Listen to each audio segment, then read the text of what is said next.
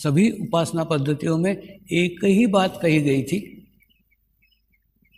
अच्छे कर्म करो, बुरे कर्म मत करो, अच्छे कर्म करो, बुरे कर्म मत करो, पुण्य कर्म करो, पाप कर्म मत करो। सभी उपासना पद्धतियों का आप निचोड़ निकालो, एक ही बात है, पाप और पुण्य, अच्छा और बुरा। लेकिन कोई भी पद्धति पाप को पाप करने से रोक नहीं सकती थी, पाप और पुण्य का ज्ञान देती थी, पाप और पुण्य का नॉलेज देती थी। अच्छा क्या है, बुरा क्या है, इसका ज्ञान कराती थी, लेकिन बुरा करने से रोक नहीं पाती थी। क्यों? क्योंकि बाहरी उपदेश दे, ये करना चाहिए, ये नहीं करना चाहिए, अच्छा है, ये बुरा है, बाहर से।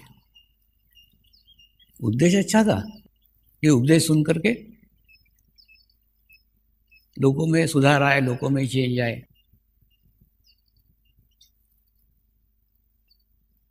लेकिन कोई बदलाव नहीं आ रहा था, कोई चेंज नहीं आ रहा था। उल्टा उपासना पद्धतियां विवाद का कारण बन रही थी। देखिए, जो घर के अंदर रहता है ना, उसको घर की बात नहीं मालूम पड़ती, लेकिन जो बाहर रहता है, बाहर से वो अवलोकन कर सकता है कि घर में क्या चल रहा है, घर की क्या समस्या है, घर की क्या प्रॉब्लम है। ठीक उसी प्रकार से, जिस प्रकार से ये सब समाज में हो रहा था ना, उसी समय हिमालय में बैठे हुए ऋषि मुनि इन सब बातों का खूब सूक्ष्मता के साथ अध्ययन कर रहे थे, खूब शांति के साथ देख रहे थे, निरीक्षण कर रहे थे। लेकिन उनको भी कोई उपाय नहीं दिख रहा था, उनको कोई रास्ता नहीं दिख रहा था। फिर नई उपासना पद्धति आती थी, फिर और नई उपासना पद्धति आती थी। वो सोचते थे लोग इससे नहीं सुने तो इससे सुनेंगे, इससे नहीं सुने तो इससे सुनेंगे, लेकिन नहीं, कोई बदलाव नहीं हो रहा था, कोई चेंज नहीं हो रहा, कुछ भी नहीं हो रहा था। तो उन्होंने भी अपनी साधना से, अपनी तपस्या से 800 साल के बाद, 800 साल की रिसर्च के बाद एक मार्ग खोजा, एक रास्ता खोजा कि उपदेश की बात ही नहीं की जाए, बताया नहीं जाए कौन सा पाप और कौन सा पुण्य है, कौन सा अच्छा है, कौन सा बुरा है, कुछ नहीं, कुछ बताने का नहीं।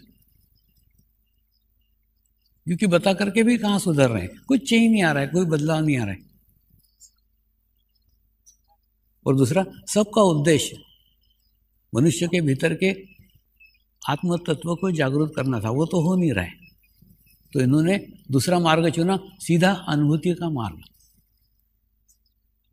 यानी मनुष्य को सीधा आत्मज्ञान करा दो, आत्म अनुभूति करा दो, फिर वो खुद ही जान जाएगा कौन सी चीज अच्छी है और कौन सी चीज बुरी, कौन सा पाप है और कौन सा पुण्य है। इसका ज्ञान उसको उसके भीतर से ही होना प्रारंभ हो जाएगा। ये मार्ग तो मिला, ये रास्ता तो मिला। फिर दूसरी समस्या थी, वो समाज को त्याग करके हिमालय में गए थे, और वैसे भी हिमालय में वन वे ट्रैफिक है, जो जाता है वो जाता है, आता नहीं। तो वो समाज में आ नहीं सकते थे। तो प्रश्न आया, ये अनुभूति को पहुंचाए कौन समाज में? इसलिए उन्होंने एक माध्यम का निर्माण किया। माध्यम यानी एक ऐसा माध्यम जिसके अंदर खुद का कोई अस्तित्व नहीं हो, उसका कोई ज्ञान नहीं हो, उसके अंदर कोई उसके खुद के कुछ विचार नहीं हो, उसके कोई विचार कुछ नहीं, जो एकदम एम्प्टी, एकदम खाली। ऐसे माध्यम का चुनाव करके माध्यम को उन्होंने अधिकृत किया, इस अनुभूति को समाज तक बांटने के लिए। एक संस्कार के द्वारा यह अनुभूति एक पवित्र आत्मा से एक पवित्र आत्मा तक पहुंचती है। दूसरा आप देखो ना, इसके अंदर स्थूल में कुछ भी नहीं है, कुछ भी स्थूल में नहीं है। आपके हाथ से कोई एक्सरसाइज नहीं की जाती, आपके हाथ से कोई फीस नहीं ली जाती, आपके सर के ऊपर कोई हाथ नहीं रखा जाता, आपको कोई गंडा नहीं बांधा जाता। मैंने भौतिक स्तर पे कुछ किया गया है ऐसा कुछ भी नहीं है। विश्व में ध्यान करने की 3 पद्धतियां हैं। एक पद्धति है, लोग बोलते हैं सांस के ऊपर चित्त रखो, सांस ले रहे हैं छोड़ रहे हैं, सांस ले रहे हैं छोड़ रहे हैं। इस पद्धति को अवलोकन करके धीरे धीरे धीरे आप आपका ध्यान करो, मेडिटेशंस करो। ये एक पद्धति विश्व में काफ़ी प्रचलित है। दूसरी पद्धति है त्राटक। लोग ज्योति को जलाते हैं और ज्योति पे पूर्ण एकाग्रता करते करते करते करते करते एक निर्विचारता की स्थिति, एक शून्य की अवस्था मनुष्य को प्राप्त होती है। ये भी एक पद्धति है। और तीसरी पद्धति है प्राणायाम की। प्राणायाम करते करते करते करते करते एक निर्विचारता की स्थिति मनुष्य को प्राप्त होती है। ये तीनों पद्धतियां हैं, लेकिन इसके अंदर कोई भी पद्धति नहीं, तीनों पद्धति में से कोई पद्धति नहीं है। इसलिए अब गए बार जैन मुनियों का शिविर लिया था, तो जैन मुनियों का शिविर 8 दिन तक हुआ। 8 दिन के बाद बोले स्वामी जी इसके अंदर आपने हमसे तो कुछ भी नहीं करवाया, तो हम बाहर जाके दूसरे मुनियों को क्या बताएंगे कि हम क्या सीख कर क्या है, कौन सी मेथड है, कौन सी पद्धति, कोई पद्धति नहीं है। अच्छा कुछ नहीं हुआ है ऐसा नहीं, हुआ है, लेकिन जो हुआ है उसको हम बता नहीं सकते,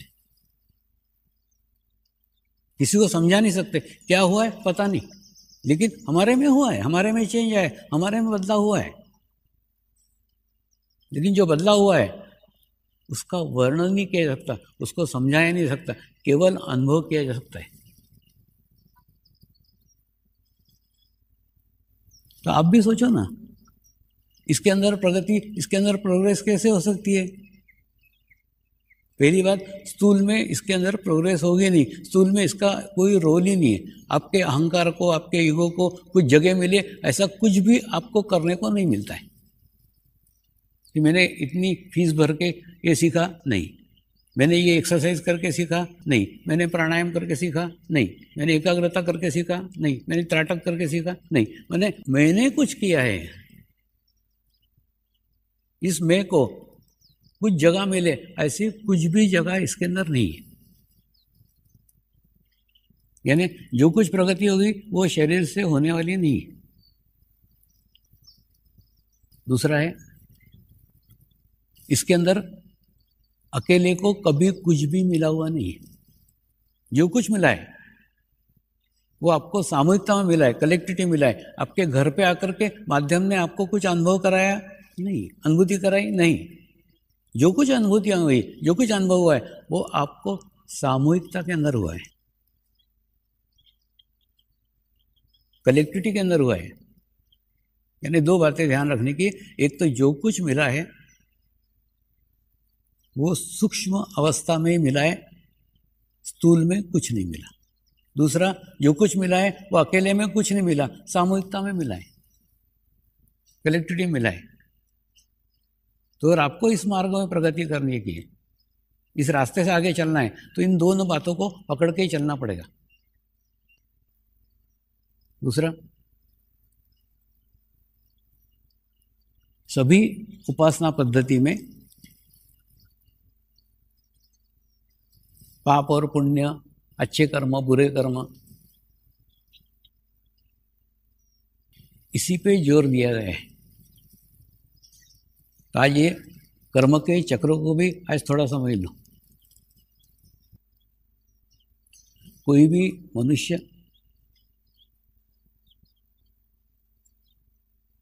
शरीर केवल इसीलिए धारण करता है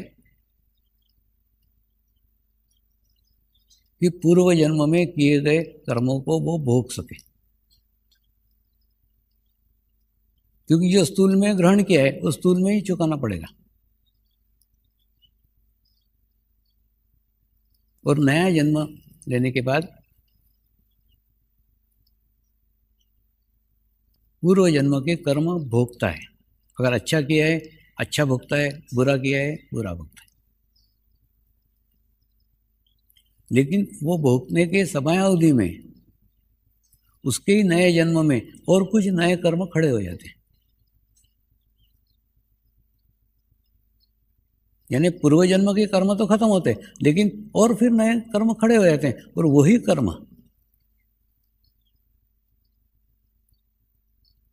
फिर उसका नया जन्म के लिए कारण बनते हैं, और फिर नया जन्म होता है। दूसरा, अगर अच्छे कर्म करते हैं तो अच्छे फल भोगते हैं, बुरे कर्म करते हैं तो बुरा फल भोगते हैं। फिर भगवान की आवश्यकता ही क्या है? फिर परमात्मा की आवश्यकता ही नहीं है। बुरे कर्म करेंगे बुरा कर्म भोगेंगे, अच्छा कर्म करेंगे अच्छा कर्म भोगेंगे। सचमुच भगवान की कुछ आवश्यकता ही नहीं है फिर। अब मान लो आपकी गाड़ी कीचड़ में गिरी है, और कीचड़ में आपको खूब आनंद आ रहा है, खूब मजा आ रहा है, खूब लोट लगा रहे हैं कीचड़ में, क्या स्वर्ग सुख मिल रहा है। ऐसा जब तक फील करोगे जब तक बाहर निकलोगे ही नहीं।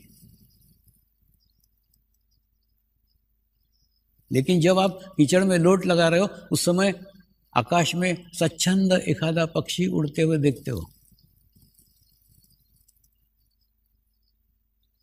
उस पक्षी को देख करके तुम्हारी भी इच्छा होती है हम भी इस कीचड़ से बाहर निकले, हम भी इस खड्डे के बाहर निकले, हम भी ऐसे ही उड़े जैसा वो उड़ रहा है। तो सर्वप्रथम इच्छा होना आवश्यक है कि उसमें से बाहर निकलना है, ये कर्म के चक्र में से बाहर निकलना है। सर्वप्रथम इच्छा होनी चाहिए। और जब जैसे जैसे आप इच्छा करते हो, जैसे जैसे आपकी इच्छा तीव्र होने लग जाती है, वैसे वैसे आपके जीवन में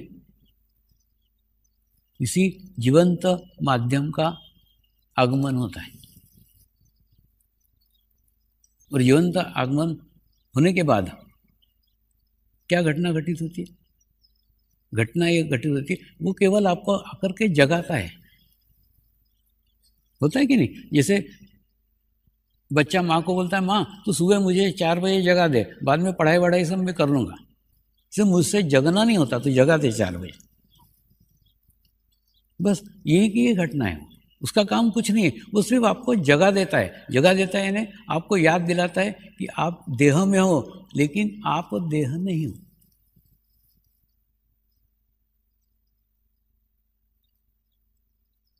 और उस मार्ग पे धीरे धीरे धीरे धीरे धीरे धीरे साधक चलता है।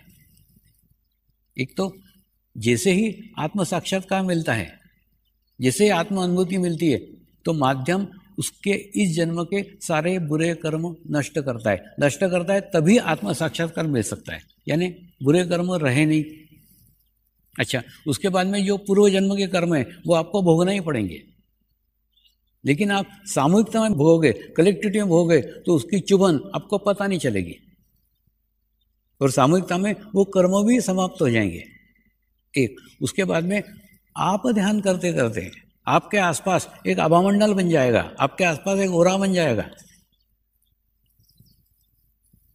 और वो आभामंडल में पूर्ण सकारात्मक ऊर्जा रहेगी, सकारात्मक एनर्जी रहेगी।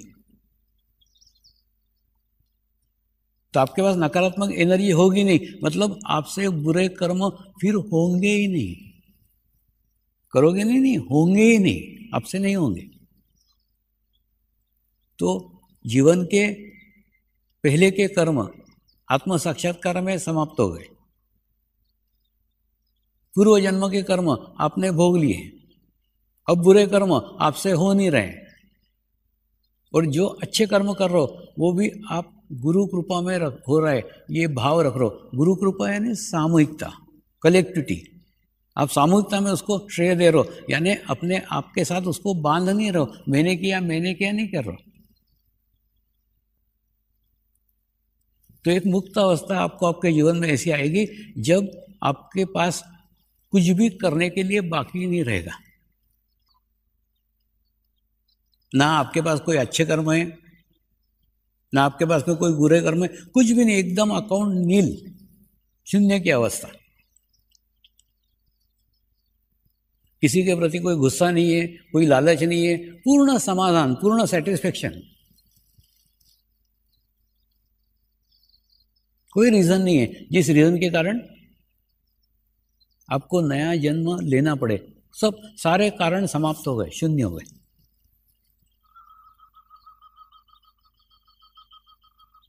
तो ये मुक्त की स्थिति मोक्ष की स्थिति है, इसके बाद में दूसरा जन्म नहीं है।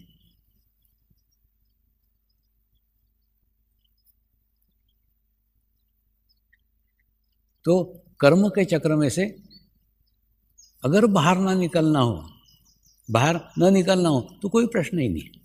लेकिन अगर बाहर निकलने का है, तुमको लगता है कि बाहर निकलना चाहिए, तो अनुभूति का मार्ग एक ऐसा मार्ग है जिसके द्वारा आप बाहर निकल सकते हो। दूसरा, हम जीवन भर परमात्मा को बाहर खोजते रहते हैं, यहाँ जाते हैं, वहाँ जाते हैं, वहाँ जाते हैं, वहाँ जाते हैं, वहाँ जाते हैं, ढूंढ रहे हैं, बाहर ढूंढ रहे हैं परमात्मा, जबकि वो आपके भीतर ही बैठा हुआ है, आपके अंदर ही बैठा हुआ है। और वो जितने आपके करीब है, वो आपके जितने पास है, उतना बाहर का परमात्मा नहीं है। परमात्मा तो सर्वत्र है, परमात्मा कहाँ नहीं है?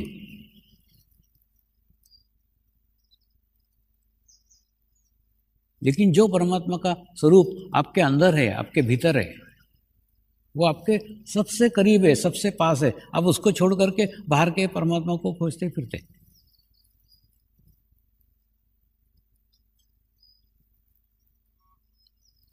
और जो आप बाहर परमात्मा खोजते हैं ना, वो भी सारे मिरर है, सारे आईने हैं, आईने वहां जाकर के आप अंतर्मुखी होते हैं और जाकर के पहुंचते हो आपके अंदर के परमात्मा के पास। आपको जो वहां जाके अच्छा लगता है कि नहीं, वो भी सिर्फ इसी के लिए, क्योंकि उसके निमित्त से, उसके कारण आप आपके अंदर के परमात्मा तक पहुंचते हो। आप जैसे किसी मंदिर में जाते हैं, किसी देवता के मूर्ति के सामने खड़े होते हैं, एक क्षण खड़े होते हैं, एक क्षण में आपको बहुत सुख की प्राप्ति होती है, बहुत आनंद लगता है, बहुत अच्छा लगता है। क्यों? किसी महात्मा ने, किसी संत ने अपनी अंतर्मुखी शक्तियां उस देवता में डाली हुई है, उस देवता की मूर्ति में डाली हुई है। इसके कारण जैसे आप मूर्ति के सामने जाते हैं, आप अंतर्मुखी हो जाते हैं, आप आपके अंदर के परमात्मा के पास पहुंच जाते हैं, एक क्षण में पहुंच जाते हैं। लेकिन निमित्त लगता है, मूर्ति नहीं होगी तो नहीं जाएंगे। जैसे होता है कि नहीं, अपने को अपना चेहरा देखने का है तो अपने को मिरर चाहिए, मिरर होगा तो चेहरा दिखेगा, मिरर नहीं होगा तो चेहरा नहीं दिखेगा। देवताओं की मूर्तियां मिरर है, ये आपको रिफ्लेक्ट करती है, आपको आपके ही परमात्मा को मिलाती है, एक मिरर का काम करती है। वैसे ही आप किसी समाधि स्थान पे जाते हैं, वहां पे भी जाने के बाद में वहां पे वो शरीर रखा हुआ है, जिस शरीर के साथ लाखों आत्माएं जुड़ी हुई है, लाखों आत्माओं की सामूहिकता, कलेक्टिविटी उसके अंदर है। उसकी अंतर्मुखी शक्तियों के कारण आप अंतर्मुखी होते हो और आपको आपके ही परमात्मा के दर्शन होते हैं, परमात्मा की अनुभूति है, आपको अच्छा लगता है। ठीक ऐसे ही जब आप किसी जीवंत सदगुरु के समक्ष जाते हो, सामने जाते हो, तो उसकी अंतर्मुखी स्थिति के कारण तुम भी कुछ क्षण के लिए क्यों न हो अंतर्मुखी हो जाते हो। और अंतर्मुखी हो जाने के कारण तुम्हें वहां जाना अच्छा लगता है। तो परमात्मा आपके ही अंदर, आपके ही भीतर बैठा हुआ है। जैसे ही आपका चित्त, जैसे आपका ध्यान किसी मूर्ति के कारण, किसी समाधि के कारण, किसी जीवंत गुरु के कारण, उसके निमित्त से जैसे आपका चित्त आपके भीतर के परमात्मा पे जाता है, आपको बहुत अच्छा लगता है, बहुत सुख की प्राप्ति होती है, बहुत आनंद की प्राप्ति होती है। जिस प्रकार से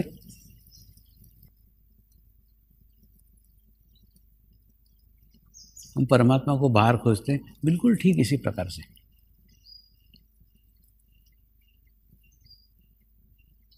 हम सुख को भी बाहर खोजते हैं।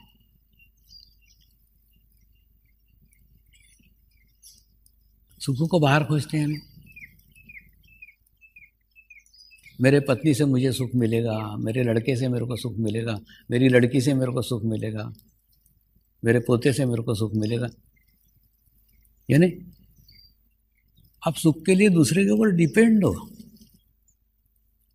आपको अगर सुख चाहिए तो दूसरा चाहिए, दूसरा नहीं होगा तो सुख नहीं मिलेगा।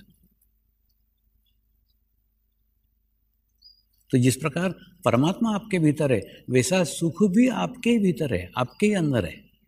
जो आदमी सुखी होना चाहता है उसको कोई भी जीवन में दुखी नहीं कर सकता, और जो आदमी दुखी होना चाहता है उसको जीवन में कोई भी सुख ही नहीं कर सकता। क्योंकि सुख और दुख ये बाहर से नहीं मिलता है, ये आपके अंदर की भावना है।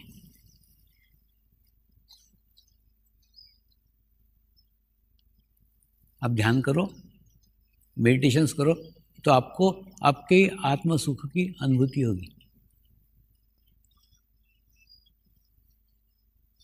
होते हैं अपन भी कोई समस्याओं के ऊपर विचार करते हैं, कोई समस्याओं पे ध्यान देते हैं, अलग अलग जगह ध्यान रखते रहते हैं।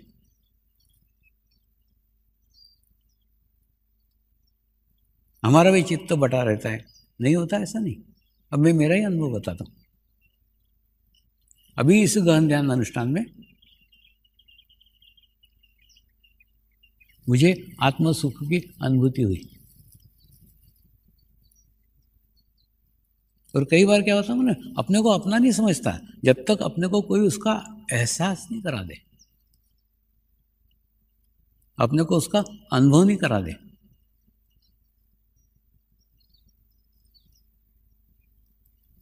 इस गहन ध्यान अनुष्ठान में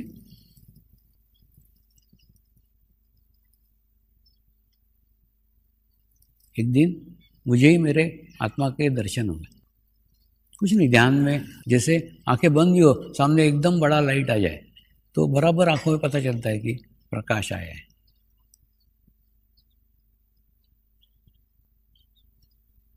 ठीक उसी प्रकार से मुझे मेरे सूक्ष्म शरीर के आत्मा के दर्शन हुए।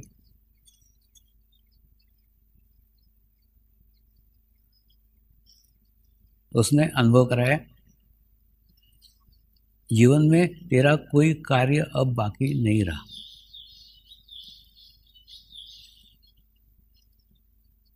और रही बात आश्रमों की, आश्रम की तुझे आवश्यकता ही नहीं है, शिविरों की तुझे आवश्यकता ही नहीं है। यदि सारी आवश्यकताएं जीवन की समाप्त हो गई,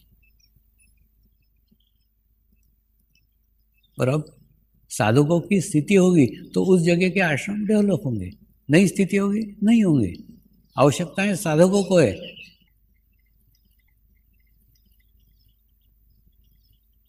ऐसा कह के मुझे ही एक सुख का अनुभव कराया। जब आपकी आत्मा स्ट्रांग हो जाती है, मजबूत हो जाती है, तो वही आपको गाइडेंस करती है, वही आपको मार्गदर्शन करती है, वही आपको बताती है।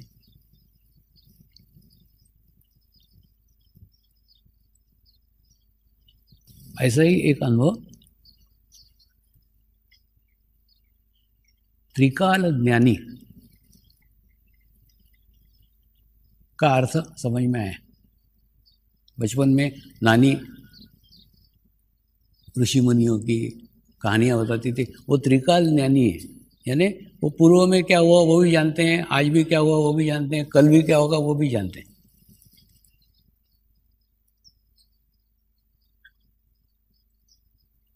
तो इस गहन ध्यान अनुष्ठान में यह अनुभव आया कि त्रिकाल ज्ञानी सिद्धि नहीं है।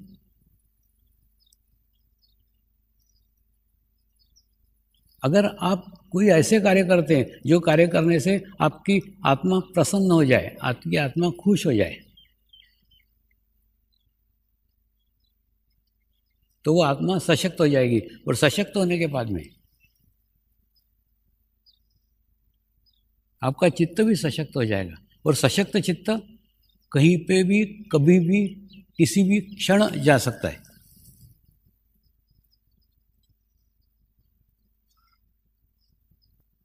और क्या आगे होने वाला है वो सब बता सकता है, सब जानकारी प्राप्त हो जाती है, लेकिन सशक्त चित्त होना चाहिए।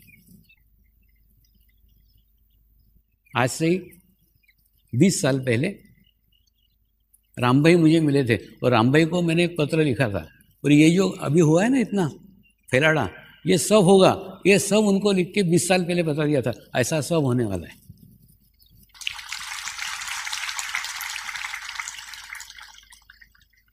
तब कि मेरा नवसारी आना भी